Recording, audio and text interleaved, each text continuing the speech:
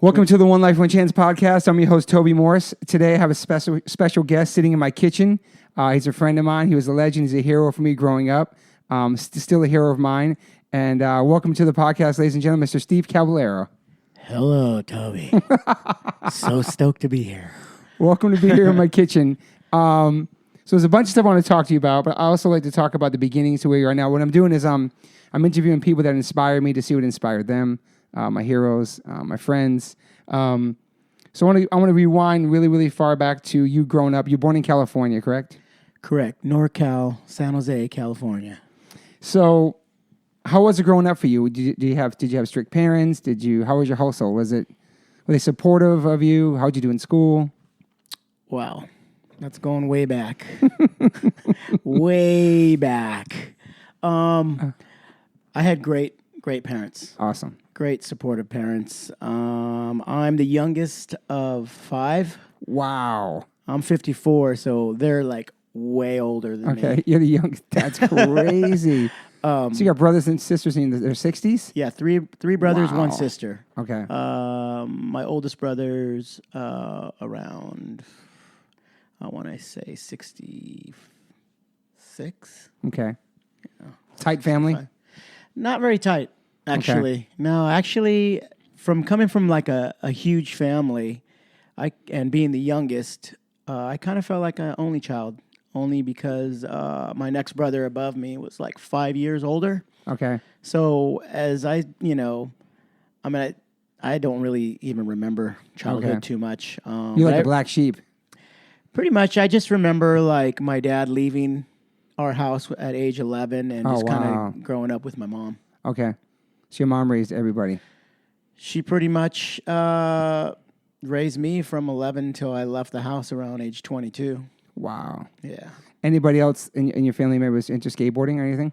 No one else was into riding skateboards or punk rock or into bikes. They're a lot older than me, and they were kind of into like sports, you know. Okay. I had a brother that played football, a brother that played golf, but kind of like action sports to where like things that we're into now. Yeah. That was one of my questions. Like, did you like sports in school? Did you play sports? I tried, that's how I found skateboarding. Yeah. Because I tried football, I tried soccer, obviously as I was too short for basketball. I tried the track. I tried everything to fit in at school, and it just wasn't happening for me. And how was your grades? Grades were good. Grades were good from about freshman year to about sophomore, A's and B's. Age around 15. Actually, age 14, I got sponsored by PAL. Yeah, I was going to ask you. And that's when my career kind of started off being a professional skateboarder. I started traveling all the time. And then that's when the grades started to drop. Did you graduate? I did graduate. I squeaked through. But I had different plans. You know, when I became a freshman in high school, I was going to go to college.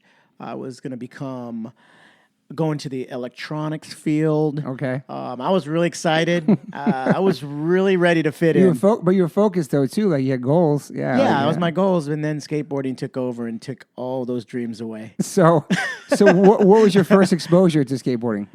First exposure to skateboarding was basically neighborhood kids having skateboards. Yeah.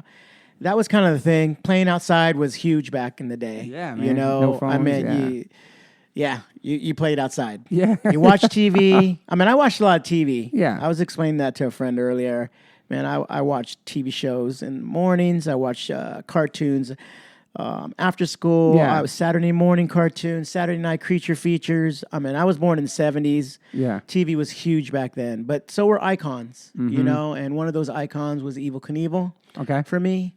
So riding bicycles, going to the creek, building ramps, all that stuff, riding skateboards. All that stuff, outdoor stuff, playing with BB guns, blowing up things with firecrackers. All that fun stuff. Climbing trees. Building stuff, forts, all that stuff. G.I. Joes. Oh, everything. Matchbox cars. Burning them up. Smashing them. Just great stuff we did in the 70s. But then, I really was attracted to BMX. I really wanted to race BMX. I was really wanted to have a motorcycle, but we were too poor and lived in the ghetto, and motorcycles and trucks weren't part of that program there. But a skateboard, you can get that at a local sports store. Yeah, I got one of my first ones. You know what it was? You remember what it was? I think it was one of those Roller 10 skateboards with the steel wheels, and then it turned into like a GT with clay wheels. And then my first board that I got that was actually had urethane wheels was a Type H Freeformer. I bought it at a sports store. And then I came down to Disneyland one year with my dad and my best friend, and I saw the skateboard park right across the street in Orange County. Wow. Called a Concrete Wave, and I started reading magazines at 7-Eleven. Wow. And about skateboarding. Yeah. There was Skateboard World, there was Skateboarder, and my dad promised me to take me to the park next time we came to Disneyland. Okay. So next time we came down, which was around 1976, rode my first skateboard park in SoCal.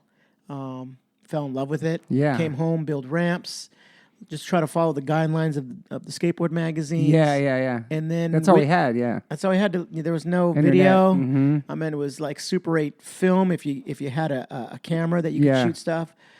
And then just read magazines, and then I heard Winchester and Campbell Skate Park were being built in my hometown. Wow. And then Game changer. I got my membership in 1977. And then it was all, I was hooked. Do you remember your first like real trick that you learned? Well, first tricks back in the day before I even rode a skateboard park was just kind of going down the driveway and trying to make it from the driveway to the sidewalk without the ball bearings falling out of your wheels. Oh, wow. Because we They weren't sealed or anything. They had concealed bearings. Wow. And another one was like pushing really hard and like getting on the kicktail and skidding and seeing how far you could skid. I did that, yeah.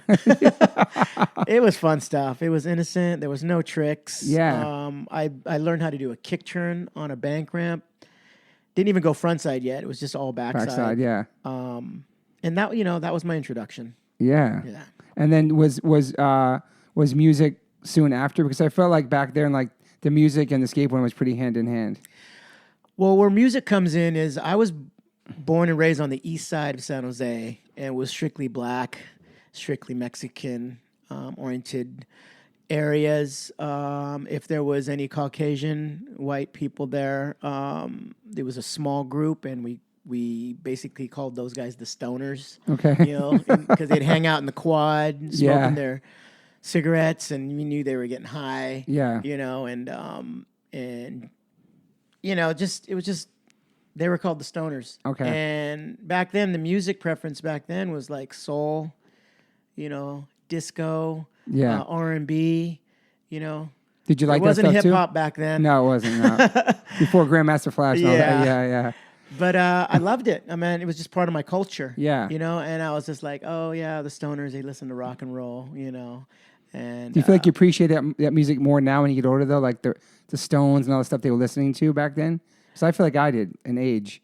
Yeah, I mean, I appreciate all music now. Yeah, but I've definitely gone through different genres, and then my brothers did turn me on to stuff like Elton John, Jim Croce, the Beatles. I liked him too. My mom liked him. America, Johnny Cash. So I had that stuff in the background. Yeah. But I was too young to even like buy a record or even have like we barely had one little record player, and then the new thing was cassettes. Yeah. Back in the day.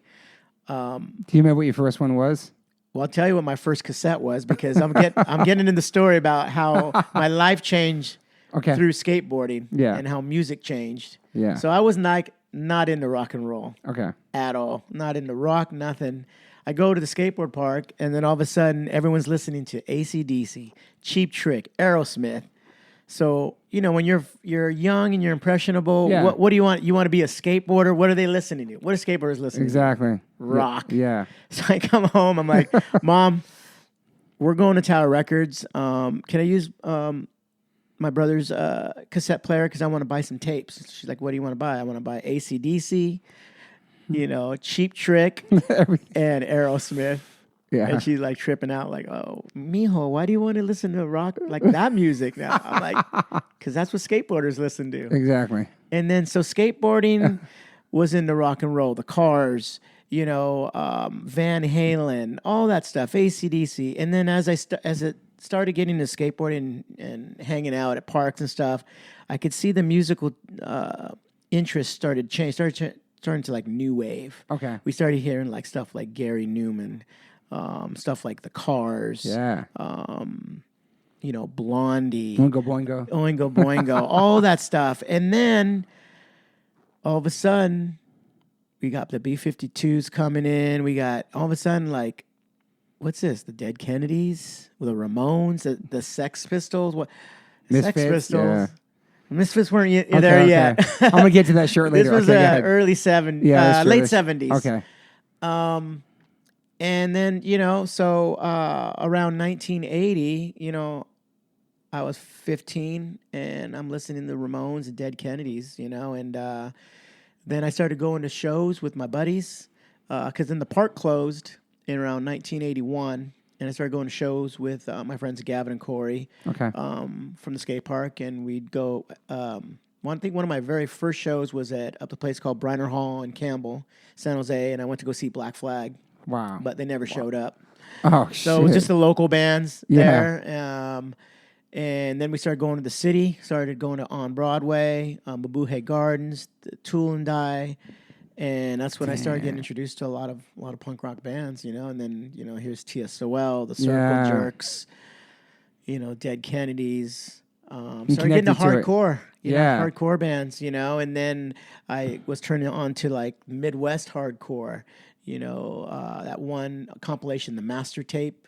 Okay. A lot of Midwest bands, and then some East Coast stuff like the Misfits and Minor Threat. Did you get to see Minor Threat back then? I did. Wow. What year? 1983, I think it was at on Broadway, and that's going to be like one of my most memorable punk rock shows ever because, for one, I was a huge fan from the compilation Flex Your Head. Yeah. That's when I got introduced to Minor Threat. Yeah. Then I bought the single, and so I was hooked. SSD Control. Yeah. Kraut, 7 Seconds, all those bands. But then when I went and saw Minor Threat, the mic broke like halfway through the set, and Ian didn't even like bother to get another mic. He just like kind of mouthed the words to the crowd because the whole crowd knew all the songs. Of course. So they were all singing the songs. Wow. So this was 1983.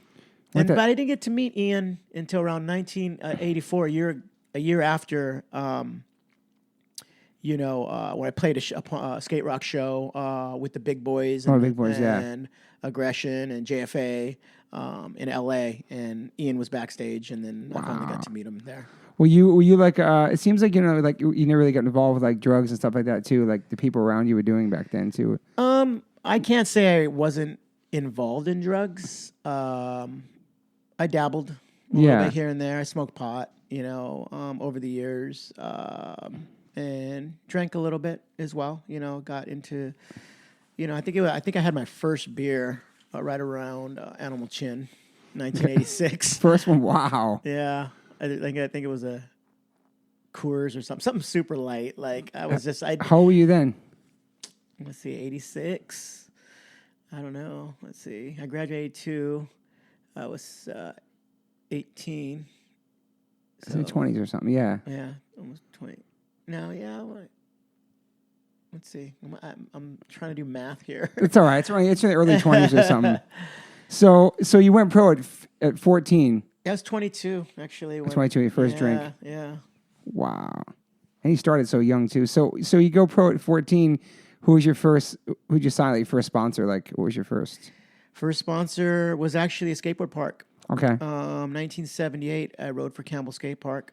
Campbell, California? Campbell, California. That's where Lars is from. Yep. Shout out to Lars. That's where I met Lars as well. That's awesome. We got a funny story about Lars and the faction. I saw that picture. It's amazing. Yeah, he was like... I think he was like 9 or 11 years old or something, and holding our bass drum at a party we played with the Necros. Wow. In Santa Clara, and here's little Lars holding the bass drum because it kept moving. There was no carpet. Yeah. And a friend of ours shot that photo, and we still have that photo of him in front of it. Yeah, it's amazing. And it's amazing history, where man. he's come from. Yeah, man, where he is now. And, but, it just goes to show if you're dedicated to something, and you just keep persistent about it, you eventually become successful. 100%. He's living proof. Yeah, 100%. You are too. So you're 14, whatever. Then you get sponsored and you start skating contest, and you do graduate, and you're focusing on your career. Did you think when you were that young, this is something I want to do the rest of my life? Did you think it was going to become what it is now? Or did you just I'm just doing it now because I love doing it? Well, I had no clue what was going on. I was kind of going with the flow. That's kind of been the way I live my life. Yeah. So got sponsored by the skate park around 78. And then we were entering all these contests all up north and winning all the competitions because each skateboard park had their own team. Okay. It was Winchester. I had a team. Campbell had a team. Spinning Wheels, Clayton Valley, Heat Wave in Sacramento, Burlingame.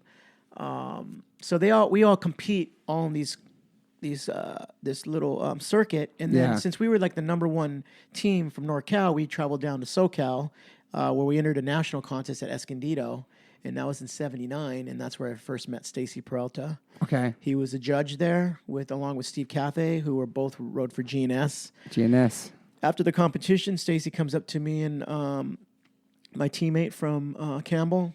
And says, "Hey, do you want to ride for this new company I'm starting?" I'm like, "What's it called?" It's we're going to call it Powell Peralta, and I didn't really know what to say. And I just said, "Hey, let me ask my parents." Yeah, so it's a good answer. I went home. Yeah, I asked my parents. They said, "Yeah, Mijo, maybe it's a cool opportunity. Yeah, I get to travel, and I'm going to be able to be in magazines and enter a contest down in Southern California." They're like, "Yeah." Travel, yeah. So then Stacey says, "Yeah, I'll be up north in 1 month. I'm entering a pro contest there at Winchester. That was my local park. Yeah. And you can give me your answer there." And I waited a whole month to say yes, and that was 1979. Okay.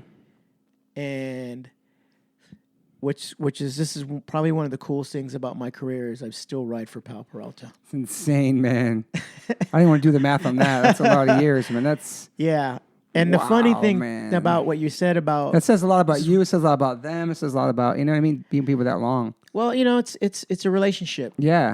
It's a business relationship that's been formed, and we've had our ups and downs. I'm not going to lie. There's been times I'd want to quit. I was going to ask you that, yeah. Yeah, there's like 3 times I wanted to leave the company, And with other companies trying to take you at some points? Yeah, Vision...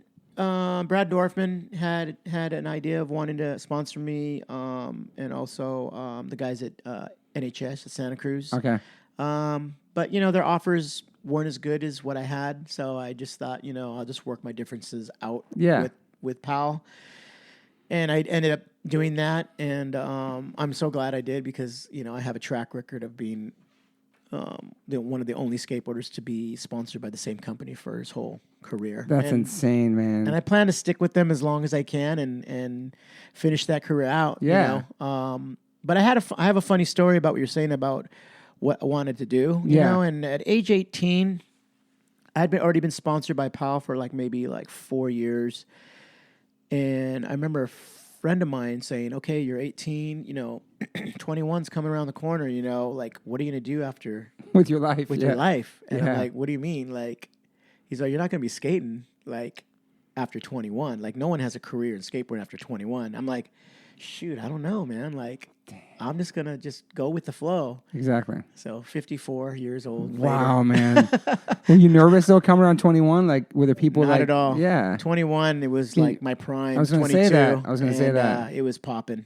Skateboarding was huge. I didn't see any decline at all. So when you started winning contests and that high you felt from doing that, was it not something you became addicted to, but did you always want to win every contest, or you just skated for fun? You skated because you loved it, or skated you felt any pressure? I was addicted to it. Okay. I was addicted to the attention.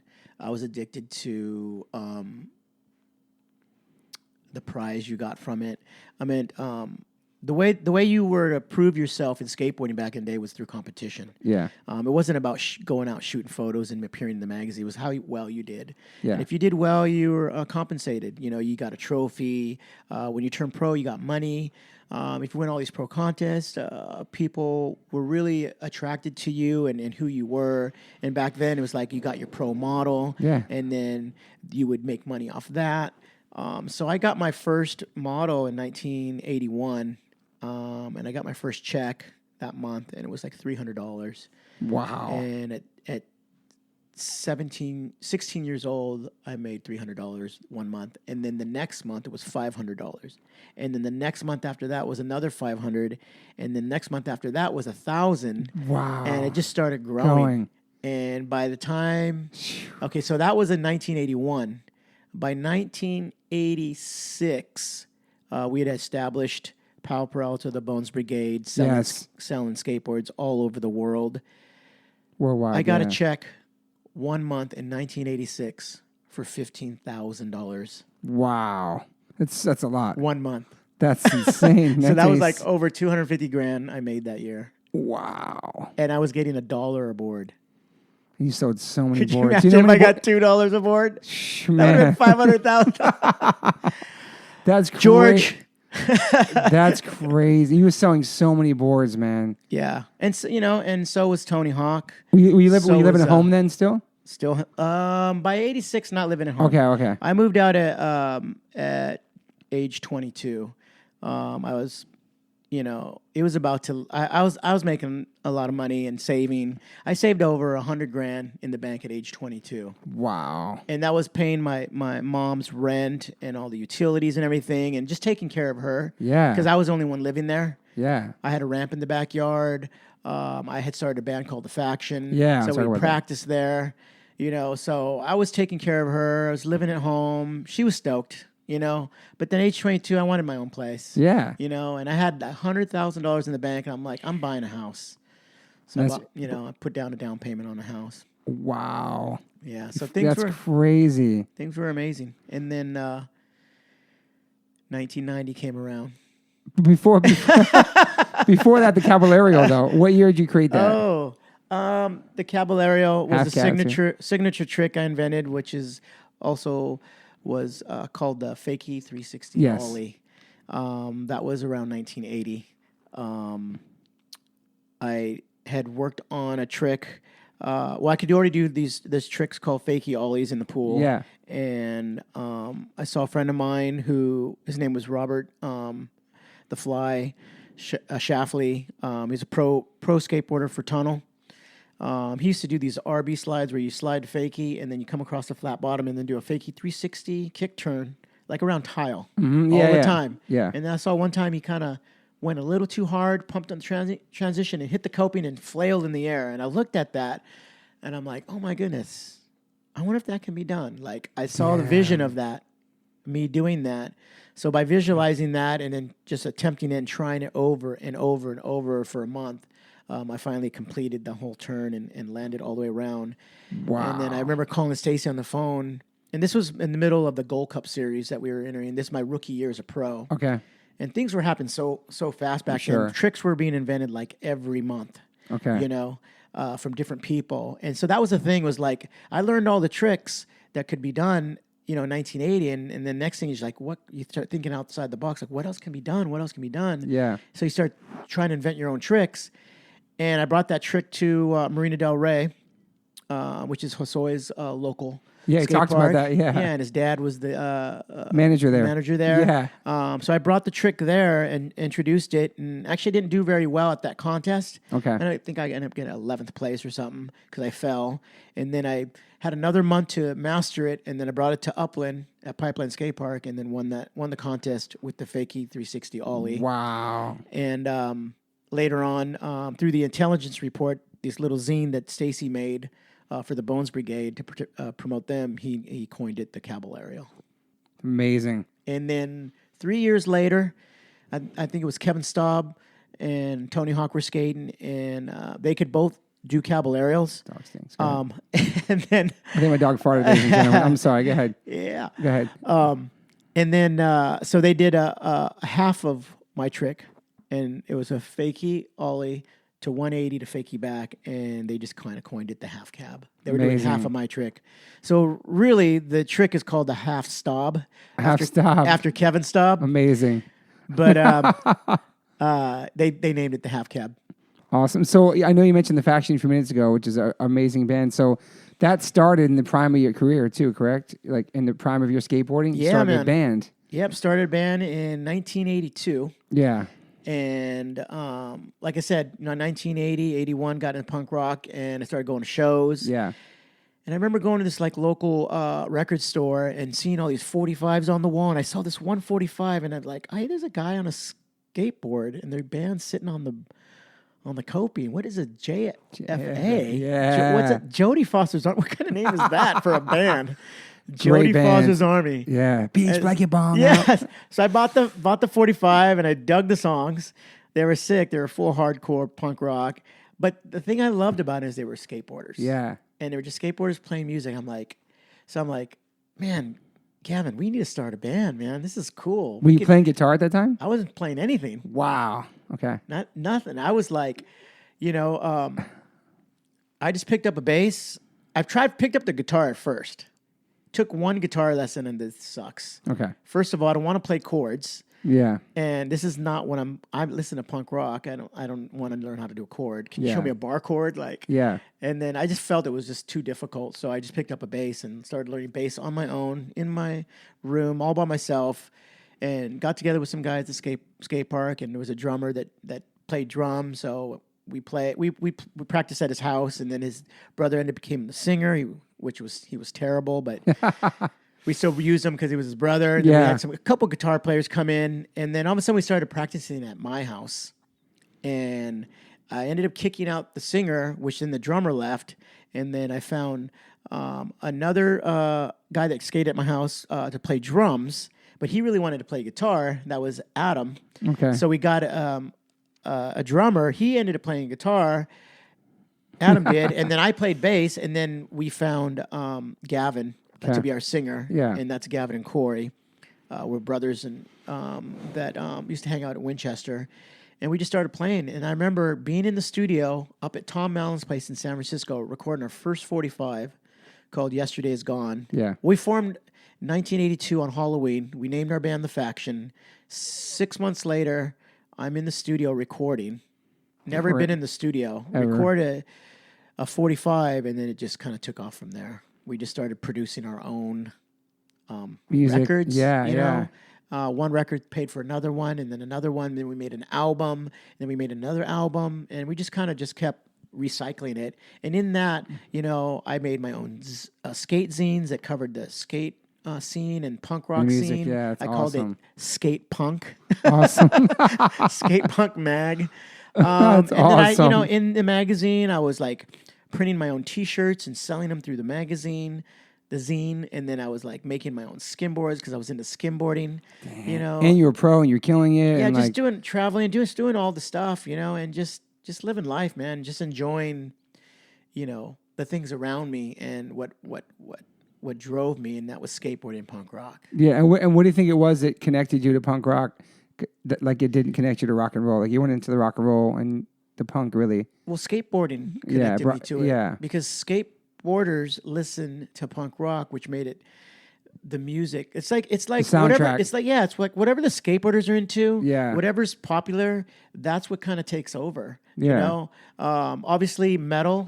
After a while, like late 85, 86, metal started to come in. We started Metallica and Anthrax and Metal Church and Exodus, and I started listening to those bands. So the Faction started getting a little bit of like a metallic edge sound to them, but then hip hop came in, and I just couldn't get into it, bro. And fast forward to now, it's like that's most of the soundtracks of the skate videos is hip hop. Well, that was it kind of meshed really well with the street skating. Yeah, and I just Public Enemy. I mean, I listened to some of their songs. Beastie Boys. Tommy Guerrero. Yeah, I like the Beastie Boys. Yeah. I just, I did get a Beastie Boys album. When they first came out, I was tripping because I'm like, dude, these white dudes are rapping. I'm like, That's pretty amazing. Yeah. It was really cool, really catchy. Yeah. You know, so I did have one of their tapes, you know, Run Tapes. DMC. Yeah, Run DMC. You know, so I did listen to that stuff, but, you know, punk rock got a hold of my heart, man. Yeah. And it's always been a love of mine. And even when people were putting out videos with hip hop in it, I'd always add a punk rock soundtrack to it. Always. I mean, yeah, the Bones Brigade VHSs, those were all punk rock. Youth Brigade, there's so many. Who was involved in the music in those? Stacy Peralta. Okay. And did you guys give your, like, maybe this band? Like, we you know, he didn't really have the rights to use any of the music. And so what he did was he hired a guy named Dennis Dragon, who was, I think he was a drummer for the Surf Punks. Love the Surf Punks. Yeah. And he Shock Attack. I got it. He wrote a lot of the soundtracks to all the Power Pro skate videos. So what we do is like here's a perfect example. There was a song I want to do with Youth Brigade. So what do? He copied one of the songs, and instead of using a Youth Brigade song, they wrote a song that sounded like Youth Brigade's song. No so way. we could use it in there. I'm sure Youth Brigade would have gave it to us Wait anyways. a second, that's not Youth Brigade in that song? And the I don't Bones think Brigade? so. I can see Tony Hawk skating in the pool right now during that Del song. Mar. Oh my God, it's crazy. So that wasn't really them? I don't think so. Wow. That's crazy. Yeah. So we did a lot of that. You know, we used Dennis a lot, you know. But like I said, you know, still to this day, man, punk rock is still one of my favorites. Yeah, man. The lyrics I just can't really listen to anymore. Even Minor Threat, I can't play that stuff. I love Ian. Yeah. But F-bombs, I just can't. Yeah, They're not. And especially when my kids are around. Yeah. You know, when you maybe there's a censored version on iTunes. I don't know. You know, when you become a parent, man, things change. Yeah. Well, for me, they did. I don't know if they did for you. No, we'll talk about that. But you still throwing F-bombs? No, I am. In my songs, I am. But I was going to say, in the Bones Brigade, did those videos change a lot for you guys?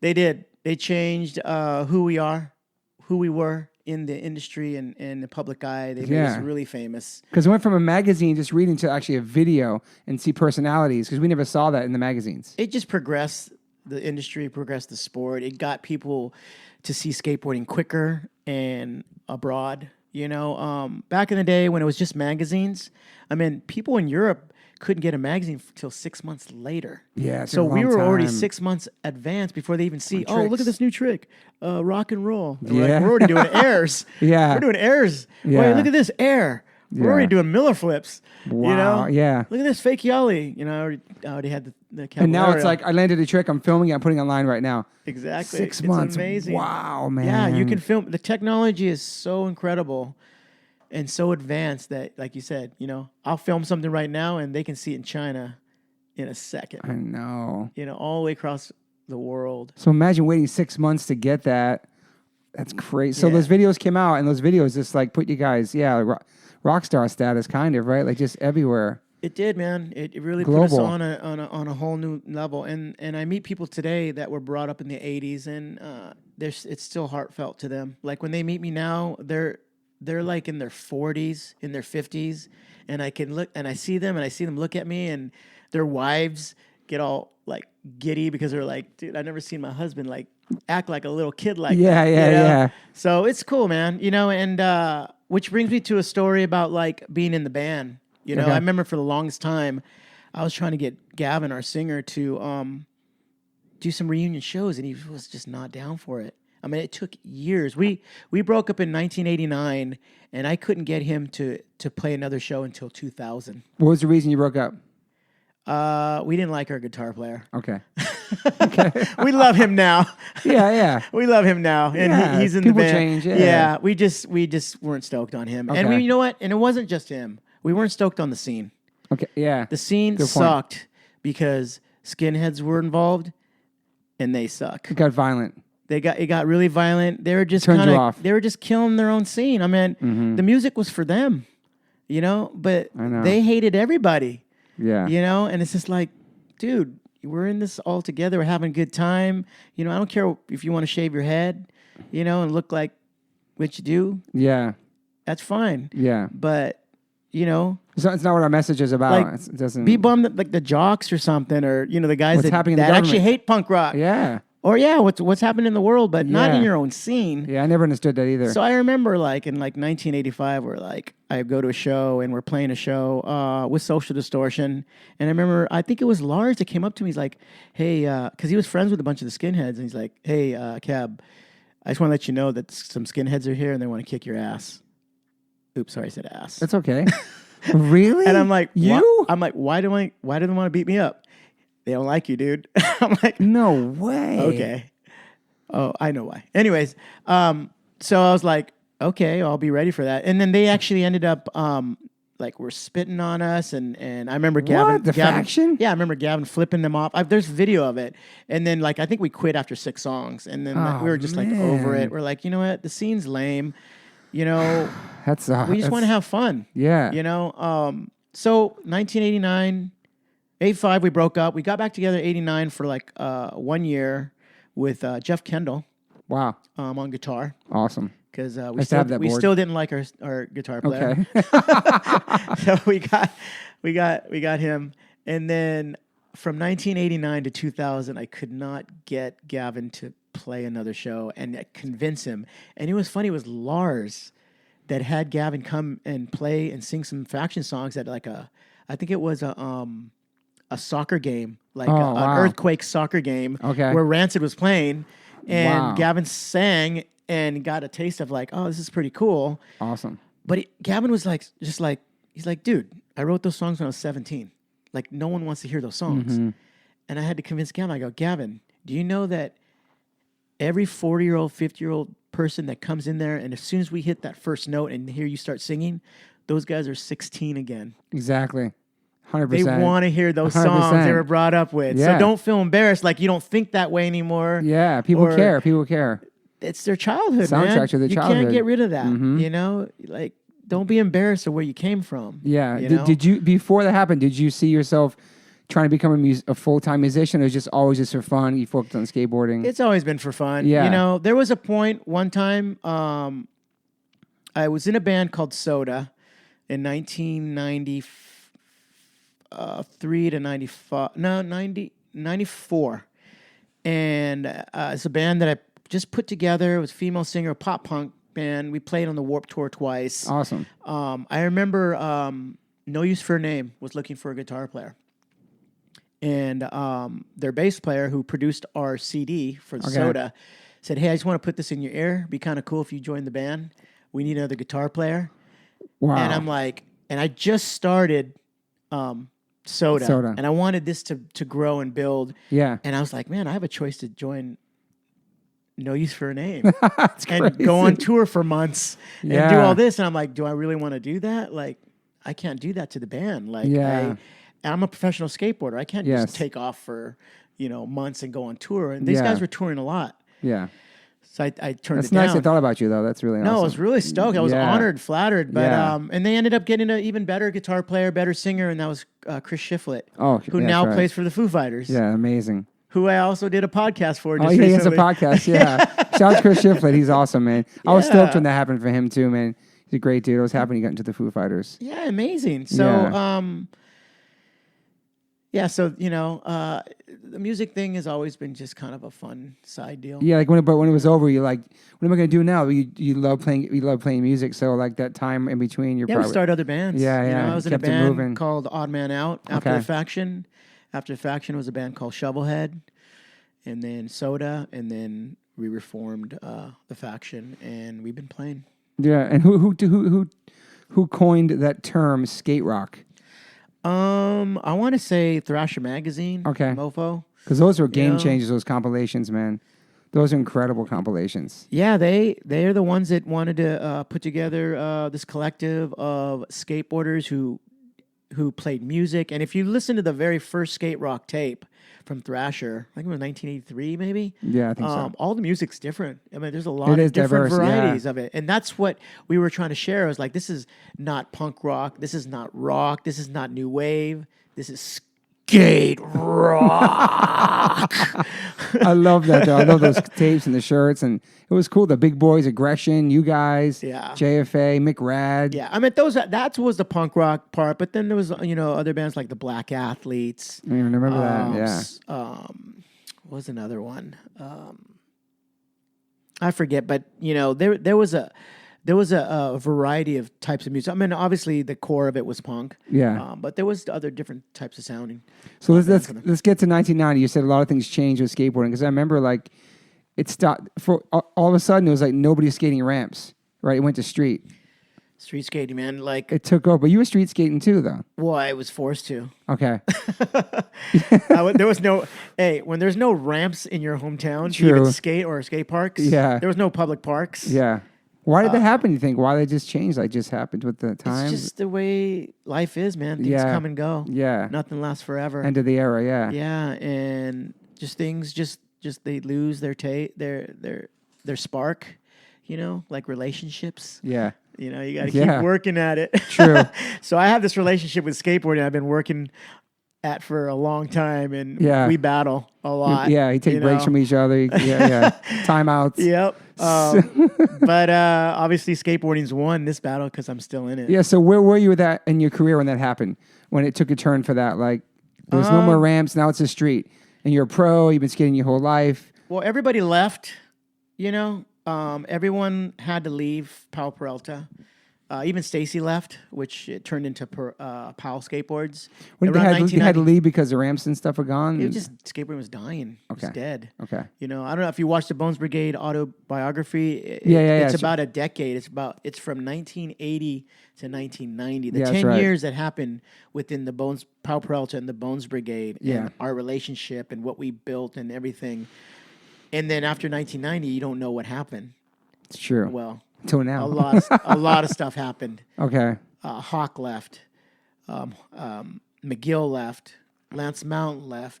Ronnie Mullen left. I mean, a lot. Tommy Guerrero. Everybody left except for me. And they started their own thing. Okay. Started their own companies. Okay. And I remember. I'm like, shoot, what am I going to do? I don't. Were you scared at that point for your career? wasn't scared because in 1989. Well, actually, 1988, I got sponsored by Vans, which was paying me a check. Longest running pro model shoe still. Your shoe, correct? Yeah, man. That's awesome. That's amazing, too, man. So 1989, they say, they come up to me and say, hey, we want to do a signature shoe with you. Do you want to do this? And I'm like, sure, why not? Let's do it. So I started making money 1989 and started getting money off shoe sales. So kind of same thing as the board sales. Yeah. I was making money. So when the board sales dropped, the shoe sales were going up. And everybody wears shoes. Everybody. So everybody on every team were wearing Vans shoes. Yeah. So that was getting popular. So I was still making money. Even though I wasn't making money off Powell Peralta and making money off board sales, I was still making money off shoes and still being a part of skateboarding, which allowed me to still be a professional skateboarder. Yeah. And I didn't have to go into business with myself or someone else and start something. So that was pretty amazing, man. That was a blessing for me, and a cool opportunity to stay with George and just kind of do my thing. And when Stacy left, kind of take over the role of like building a team, doing videos. I remember doing videos with all the street skaters. Yeah. And picking people to be on the team and having to fire people as well. I didn't really like that part, and I kind of backed off the whole like team managing. Yeah. And once I told George, I'm like, you know what, George, I want to kind of get out of this thing. I'm a professional skateboarder and I want to stay there because you kind of lose the respect of your peers when you have to be their boss. Total 100%. So it's an awkward position to be in. And I care about the skaters because I'm a skater, but I also care about the company and the company's well-being and welfare. So you can't let skateboarders take advantage of the company, and you can't let the company take advantage of the skaters. 100%. So I was kind of the middleman. Yeah. But I didn't like the way my peers were looking at me and treating me. So I kind of backed out of there and just wanted to be one of them again. But so like I said, 1990 come around. 1991, 1992, there's no ramps. Nowhere. It's crazy, man. No skateboard parks are all closed. Did the boards change too, the sizes and all that? Yeah, they started getting skinnier, more nose. They're skinnier. Like, they started turning into freestyle decks. Boards, yeah. And then, like, I'm like, well, if I'm going to be in the skateboard game, I need to like, conform. So I need to, what's happening here? What are people doing? Oh, all in stairs, all in on ledges, grinds, kick flips, board slides. So I started learning that stuff. All that stuff. Which was rad because it gave me a new life in skateboarding, gave me a fresh start of starting over. Doing different tricks. Yeah, trying things. Yeah, that's awesome. And how old were you then? Shoot, 1992. 10 years, 27, 28, getting into my 30s. Yeah. Started street skating only, and I had fun. Yeah. I had fun, and it was fresh, and it was what I did. We made videos. I learned a new way of skateboarding. Yeah. And even though I try to keep the vert skills, I'd go on the Vans Warped Tour. Vans Warped Tour started. Great. Started in 1995. That's where I first met you, actually. Yeah. Warped Tour, yeah. And they had skateboarding on there. So every year, I would get to skate a ramp for a whole month. Around a bunch of bands. That's awesome. A bunch of bands every day. Hang out with bands that you liked, listened to, hung out with, lived with for a whole month. It was like those are awesome family. times, man. Yeah, those are amazing. Those were great times. That's where I met a lot of the guys from No Use for Name. Yeah. And you guys, H2O, and Sick of It All. So many bands on there. Yeah. MXPX, Millencolin, Goldfinger, Pennywise, Strung Out. I mean, all those bands. I loved all the Fat music. So you get to skate to that soundtrack all day. That was pretty amazing. And hang out with them and be on stage. And actually, because I was a musician, I got to share the stage. Yeah. With bands. I mean, I played with Blink-182 in Hawaii. Wow. Played with Pennywise in Australia, MXPX in Italy, awesome. Millencolin, just all over Europe. I got to play with Goldfinger at Red Rocks. Wow, that's all on that tour? Yeah. Wow. That was the first time I joined. Goldfinger was the first band to ask me to hop on stage and play a song with them. And it was at Red Rocks. That's amazing. Got to play with H2O in San Diego. Yeah, man. So that kind of kept you in the public eye, and you weren't like the old dude. There's the legendary skaters on the tour, and the Mike Frazier's on it too. There's a bunch of guys. So that kept you with the young crowd too, you know what I mean? It kept you out there, Yeah, I mean, I was just trying to fit in. Yeah. Just trying to go with the trends of skateboarding and music and everything that, it involved. And I still do that. I still try to, I had to put the street skate thing. I think I remember at age 35 in 2000, I had filmed my best video part, and I remember doing these gnarly handrails.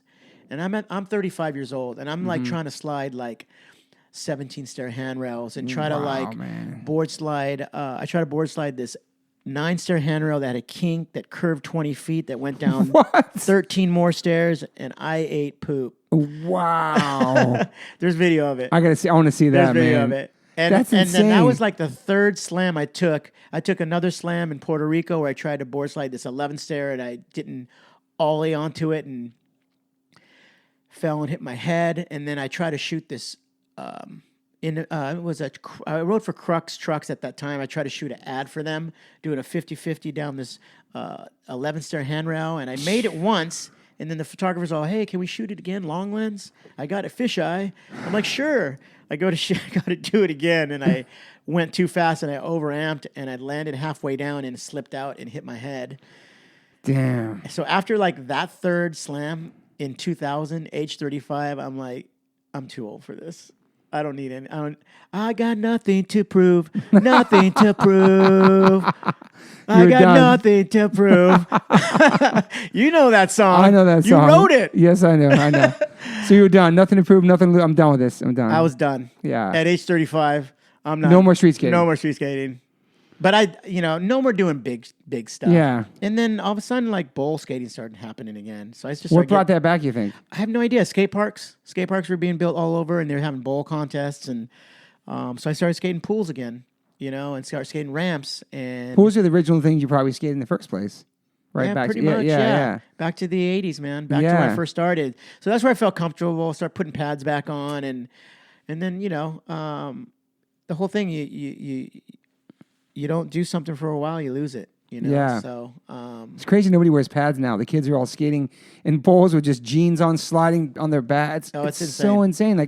I've always worn knee pads. My knees are in perfect condition because of that. I always say dads wear pads, and it's cool when I say you and it's always kids all wearing pads when they skate.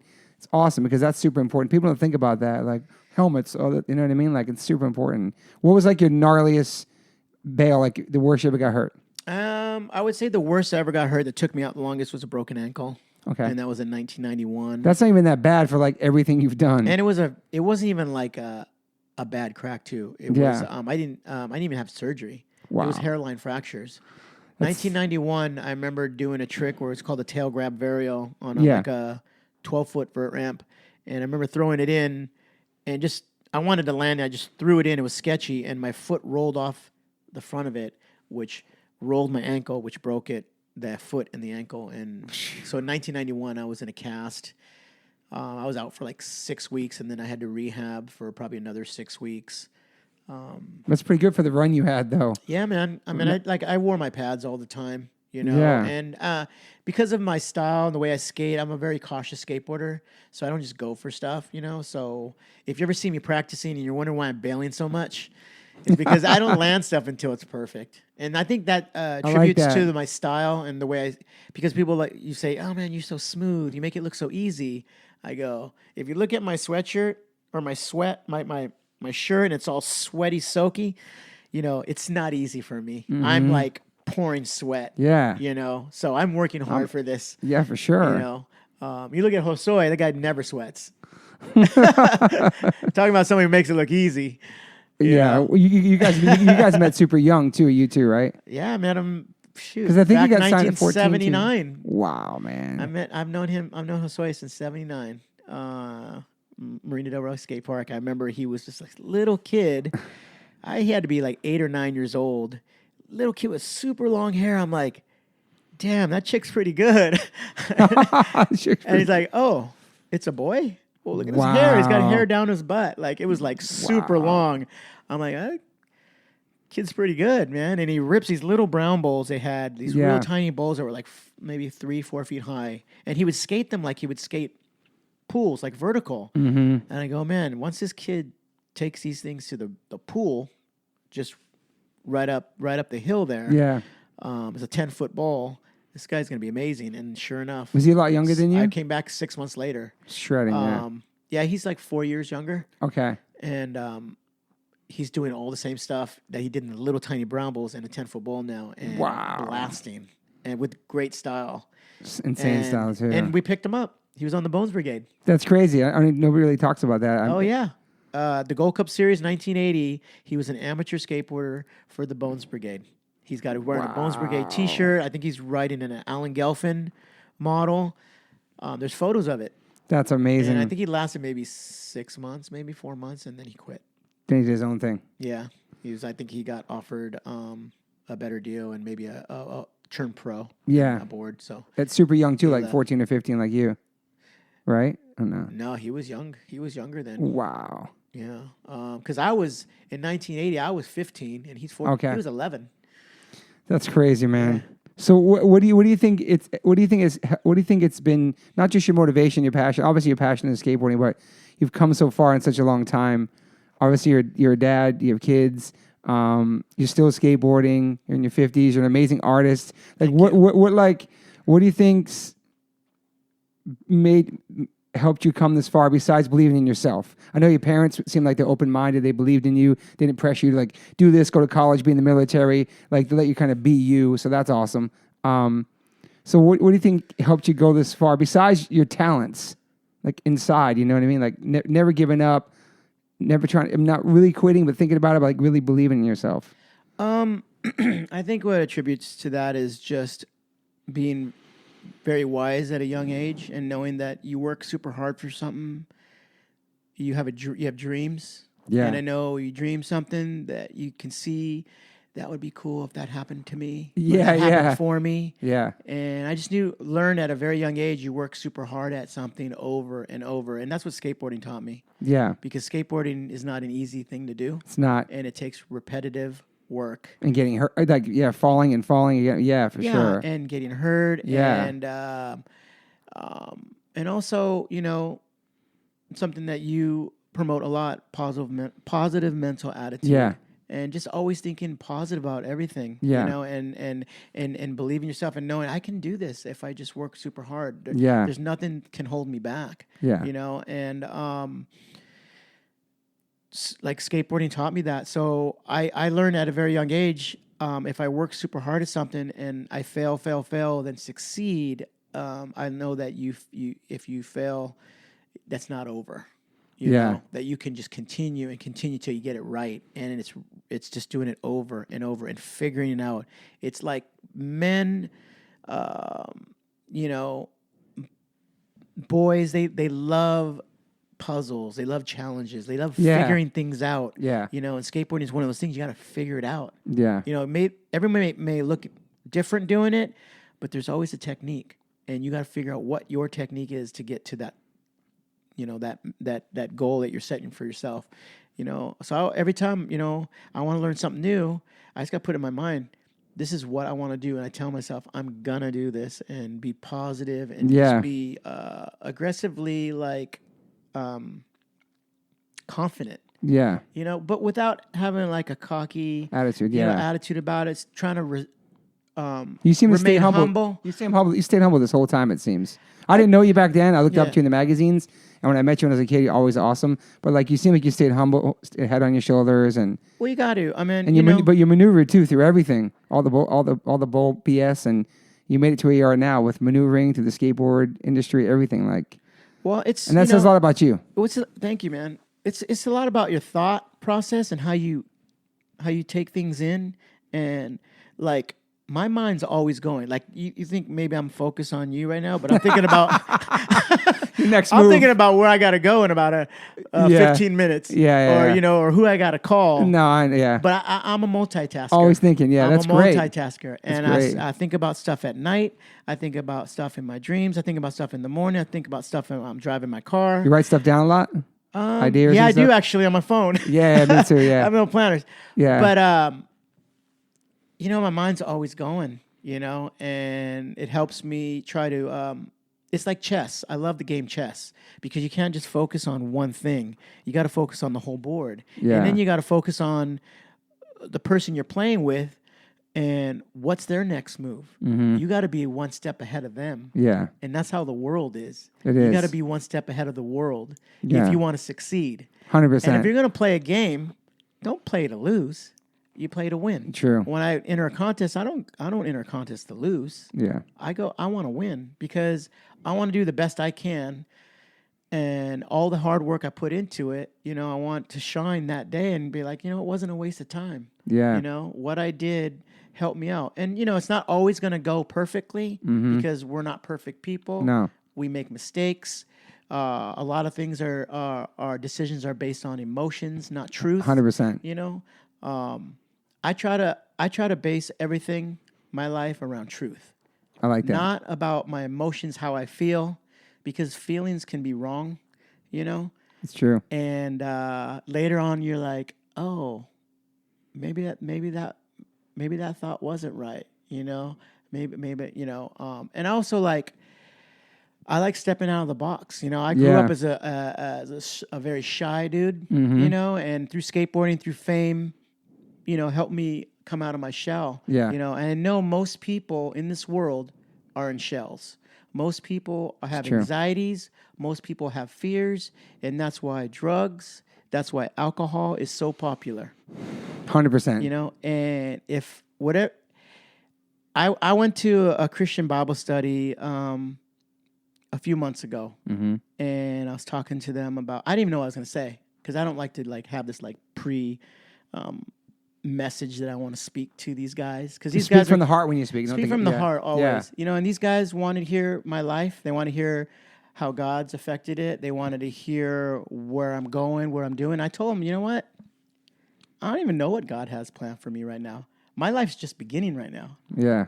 I told them that. That's amazing. I mean, all the things that I don't even know what I'm going to be doing now. Like I could be doing something completely different than what I've done for the last 54 years. Yeah. I mean, all that stuff is meaningless, to tell you. All the trophies, all the magazine covers, all the money. Mm-hmm. I mean, in the end, it's a proven fact. Everyone watches TV. Everyone reads the news. Yeah. You know, you got these billionaires. You got these famous people. You got these people that are put on in high pedestals, and what? They're unhappy.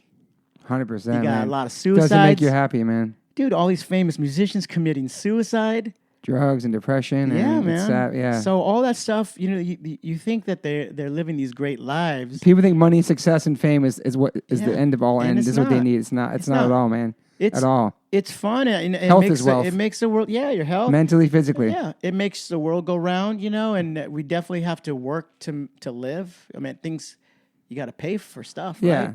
I hate money so much, man. It's just it's just the way. I mean, I think they used to use the barter system back in the day, Yeah. And it's kind of the same thing. I kind of try to treat everything as the barter system as well. I'm trading this service for this, and you get paid for this. And I have friends with that. I'll give you a tattoo, do it for this. Yeah. So, but like if I want to say something to people about who I am and what I do and what I've done, it's not all that. What the most important thing in my life is the relationships that I've built and the friendships that I've built through all those avenues of being a professional skateboarder, musician, artist, into hot rods, motocross, all these things. They all kind of mesh together now. Yeah. But what I love is the connection I have with people and making people inspired, encouraged, make people happy, smile, like it's the most important give them thing, a joy. Priceless. Show them, hey, you know what?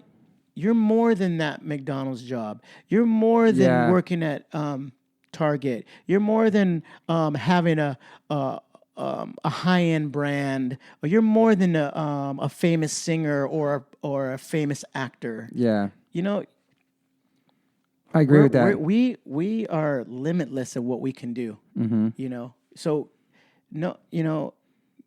God put me on this planet to just encourage people to live a full, abundant life. Yeah. And you have to believe in yourself and believe that just because this girl doesn't like you anymore, or you get divorced, or you get fired, that's the end of the world. Yeah. Or your paycheck goes down. I mean, maybe you're not happy there. You go work somewhere else. End of a chapter. A new chapter begins. New chapters, man. Yeah. Yeah. You go to school your whole life to be this, and then it doesn't pan out. So what? Go do something else. Yeah. You're in control of your own destiny, man. Exactly. Did you ever have a plan B? Is there a plan B? Like it was just skating for you, and then whatever it took from the avenues. That's amazing. You know what? I did not plan my life out, but God planned my life out for me. And He's got a plan for everybody, and I'm sure Josue talked about it as well. But were you religious your whole life? Nope. Were you raised that way? Nope. When did that change for you? When did that turn for you? Age 40. Wow. Yeah. You never even thought about God or none of that? Nope, didn't care. And it's all of a sudden, just one day, just... Yeah, well, that's how it happens, man. Wow. But that's a prideful man. Yeah. And that's a man that says, I got it all figured out. I don't need God in my life. I got money. I got fame. I got women. I got possessions. None of the real stuff that actually matters. When you're heartbroken, none of that stuff matters. Yeah. You're sitting in a mansion by yourself, miserable and depressed. Yeah. And that's why, all those people who have committed suicide, or every year there's a new one. All the people we looked up to, people now, they're like, wait, what? Like this guy, took his life. But he's so famous. He's so rich. Robin Williams, that crushed me. There you go, right? Couldn't believe that, man. And I tell you what, man, and I hate to be preachy on this, but these are people that don't have God in their life. These people that it's missing. That's the element that's missing in their life to fulfill them, to make them fulfilled, And if you anyone listening to this, if you find yourself depressed, miserable, you don't think your life's worth anything, try God, try Jesus. It worked for you? Fulfill me. And I love my life even more. And I know I have a higher purpose and a bigger purpose than what I've accomplished and what I've done for my life. I mean, my life's just started at age 40. It's pretty amazing, man.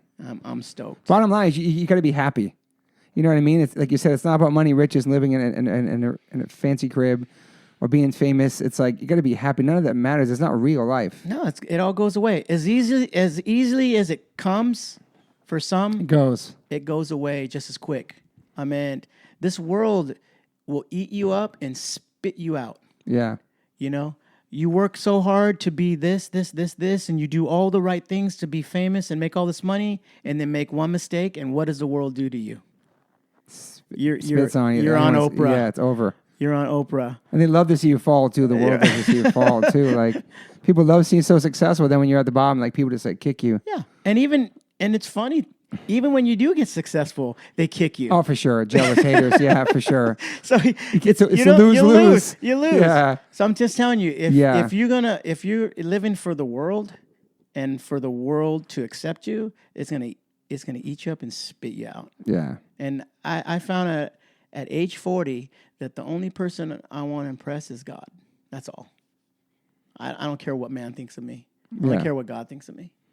And he's only what matters. And what you said earlier, growing up, you said you kind of said you wanted to kind of fit in and you maneuver and you know and you realize now at 40 you don't need any of that. Anybody thinks you have God, but growing up it seems like that when you're young you're like, yeah, I might be an engineer, I might do this.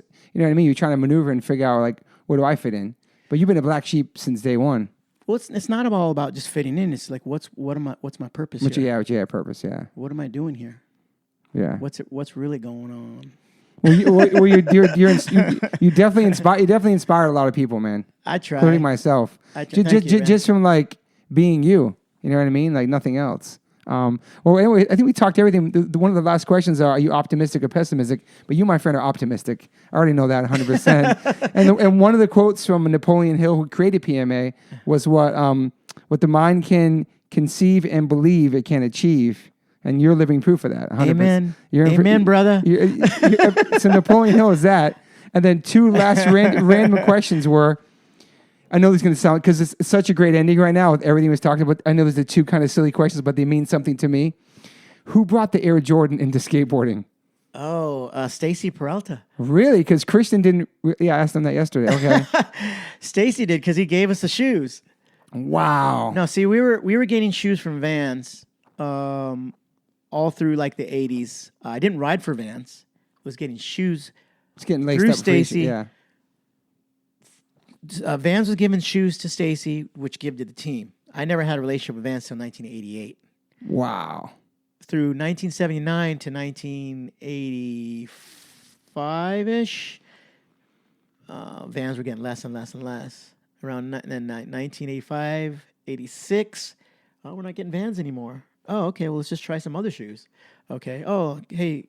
The Jordan 1s. Well, first it's like, hey, Christian, you think I can get a pair of Converse from? Yeah. Oh, yeah. They'll send you some. Gave me a pair of Converse. And then Airwalk started. Oh yeah. Let me try these Airwalks. Oh, these are crappy shoes. They were for before the puffy ones. These were like they were wannabe Chuck Taylors. Oh yeah, super. You know what I mean? Super thin. Super thin. Then the big bulky ones came out. And then crazy. All of a sudden, Big Five's having a sale on Pumas. Okay. Puma Prowlers. And I'm like, me and Hawk go to Big Five, and they're like $10 a pair. I bought. With $100, I bought 10 pairs. Wow. So in photos like in 1985, you see like a Vans on one shoe, a Puma on one, and then all of a sudden, Stacy's like, "Hey, I'm getting shoes from Nike." Well, what are they? Oh, they're these Air Jordan. Like it's crazy. All right, so we just start getting them. We start wearing them. They're comfy, but they don't grip very well. They're not. Yeah. Feet were sliding off. Bulky too. Yeah. They were bulky. And but we wore them. They were free. I seen photos. Yeah, they were free. And I'm gonna wear stuff I'm getting for free. Yeah, I don't that care. famous picture, you guys in the two Rams back to back, all rocking them, doing hand plants. Yeah, man. Except for legendary. Except for who wasn't wearing Hawk. them? Who wasn't? Okay. Hawk was the only one wearing Vans. Okay. I don't know. Maybe his dad was buying Vans for him. But I can say you guys brought Nike into skateboarding. First time I've ever seen pictures of people wearing it. I think people wore Blazers before, but like for the high profile you guys were, and us looking at those magazines, like, oh my God, they're wearing Jordans. Yeah. And we knew Jordans from basketball and hip hop, but not skateboarding. So you guys put SB on the map. Yeah, and then so I think Vans got wind of it, and that's when I got the call. Hey, you want to ride for Vans, and we'll pay you. And I'm like, you're gonna pay me money to wear your shoes? Wow. Sign me up. You're already wearing them anyway. No, I was wearing Air Jordans. Oh, and Jordans. Oh, okay. Wow. So that's what. But didn't you do Vans to Jordans to back to Vans, kind of, right? Yeah. Yeah, but then I started getting paid. So then I actually was on the team, the Vans team, and then that's when we formed the Caballero high top signature shoe in '89. 3 years later, the trend was to cut it down, and that's when we invented we created the half cabs, and that's the longest running skate shoe. Yeah, this year marks 25 years. That's amazing. Yeah, or actually last year marks 25 years. And the final question: have you, in your entire life, ever seen Animal Chin? Still searching, bro. And is that a real person? Somebody said it was at the Warped Tour last year. No. Okay. Somebody sent me a picture. Yo, Animal Chin's here. It's an idea. Okay. I think some guy ran with the idea, and now he gets in the Warped Tour for free. Are you serious? Yeah. That was such a random thing, man. Back then. There's no chin. It's an idea. Okay. Who created that idea? Either Stacy or Stesic created that whole premise of that movie of how. I mean, if you watch, that was a wild. If you watch the film and you watch the very ending part where we're roasting marshmallows and hot dogs, that was a crazy video. Yeah, and it's talking about about our search for Animal Chin, and we're thinking like, is he really like a person, or is it just what matters? It was just we just had a good time traveling, having fun searching for him, and just saying that's it wasn't who you're searching for. Yeah, it was the mission to do it. The essence of doing it. That's pretty cool, actually. Yeah. So. I never thought about it like that. Have I found Chin? I've found Chin many times, but I'm always on the search. That's pretty amazing. I never even heard it like that breakdown before. Watch the movie again. It's been so long, but watching it was such a crazy... Get the VHS out, put the VHS in, plop it in there, and watch the ending. Yeah. All right, okay, so I want to thank you, Cav, for inspiring me with the faction, with skateboarding, with everything. I remember seeing you skating Mount Trashmore. You signed pictures for me. I was a little kid with like Kodak Instamatic. I jumped on the top of the ramp. I got pictures. All I got, you saw my faction shirt. Then we became friends in the Warped Tour. I wanted to call you my friend. Thank you for being inspiration to me growing up, being a real down-to-earth human. And thank you, bro. I appreciate it. I think we covered everything, right? We hadn't covered all, but we covered enough. I'm trying to see right now. We have to do a part 2. Hey, well, one more thing. I appreciate you having me on here. Of course. One more thing. What are some values that you've gotten through? You've got time. Values you've gotten through growing up your whole entire life and your career, doing what you love, following your dreams that you instill in your children. That's a good one. What would I instill? That you've learned from your life growing up, everything you've been through, and like. Obviously, I see your kids skating. They're shredders. They might want to be skaters one day too. Like, what is your main thing with them? Well, obviously, because I'm a Christian. Yeah. I would say follow God, follow His ways, follow His wisdom and truth.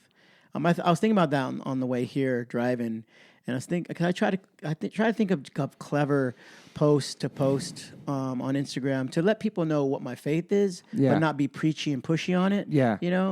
That's not what I'm about. That's not what the message is about. The message is about living it out, not talking about it. Yeah. You know what I mean? Actions speak louder. Yeah. And it's like in Scripture says, if anything, live out your Christian life, live out your values and your faith, and if everything else goes wrong, then use words. Yeah. You know what I'm saying? Yeah. So I try to live it out more and let people try to understand what I'm feeling and how excited I am about Christ, about Jesus, and maybe they will get attracted to it like I am. Through your passion. Through my passion, through they see my life and they see where my life is.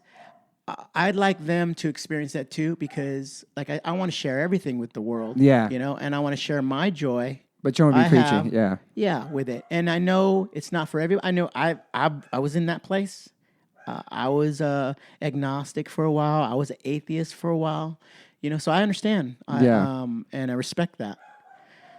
And I hated like people come up to me and be like, "Hey, you need to change your life. Mm-hmm. Hey, your life sucks." Yeah. Or you need to do this or that. And like, I don't want to be that person. But if a person opens up to me and wants to hear what drives me. Yeah. You have a conversation with them about it. Yeah. I'll let them know. I'll speak truth in their life. Yeah. So that first and foremost is to follow the Lord and follow His ways, because His ways are good, and they're beneficial. Yeah. Next, stay away from drugs. Stay away from alcohol. Yeah. Don't need it. definitely don't need alcohol. Yeah, my son's like that too. Don't need it. Thankfully, he's inspired by me. Yeah. Don't need it. Don't be a follower. Yeah. Follow your dreams. Yeah. Don't, not other people. Right. And you don't follow need your heart. You don't need to be in a relationship. Relationships are awesome. But when I'm talking about, we have relationships with everybody, whether it's like a man or a woman, Speaking of which, yeah. Our whole lives are about relationships. Yeah. But when it becomes controlling and that becomes your God and your main focus, and there's something wrong there, Yeah. But they're enjoyable. Companionship is, God made a man and a woman to have a companionship together. Yeah. And that's the way it was created. That's what I've read. Mm-hmm. Everyone gets their information from reading. Yeah, 100%. That's what I've read, and I that's what I see that works. Yeah. But just be good people. Be kind. Yeah, and yeah, it's about being loving. Yeah, and loving towards it. And and I know that you're a vegan. Yeah. And I see your salads. If you look at Cab's Instagram, his salads are on point, man. I'm this close, bro. I know. It's awesome. I'm this close. And that's about being a compassionate human, too. That's the whole circle of everything of life. That's awesome. And I'm I haven't eaten steak or pork for over 10, 15 years. That's amazing. Chicken slid back in there. That's okay, man. I've always You're trying. Listen up, people. I never gave up fish. Yeah.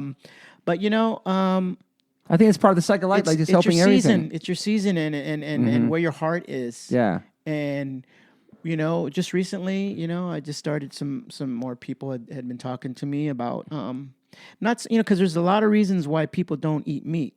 And one of them is health. Another one is cruelty. Yeah. Another one is, the planet and the environment. Yeah. And then the one is people just don't like killing. Yeah.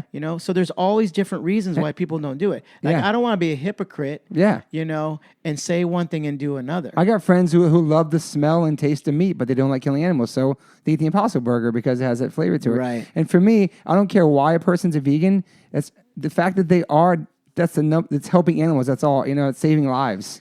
And if it helps your health, that's awesome. Yeah. It helps the planet, great. But it's a positive way to be, I think, personally. Because mine is the health. Mine has always been the health thing. Yeah. And I've seen some documentaries and knowledge, information. People really need to search things out on their own. If they don't believe it, if they don't understand why, hey, why don't you do this? Check it out. Why do you do this? We have the internet. Do your research. Yeah, right. Dude, Google is my best friend. 2 seconds. Yeah, Google, yeah. People always ask me like, hey, how do you or what do you? I'm like, dude, you have a cell phone in your hand. That's how you actually message to me on Instagram.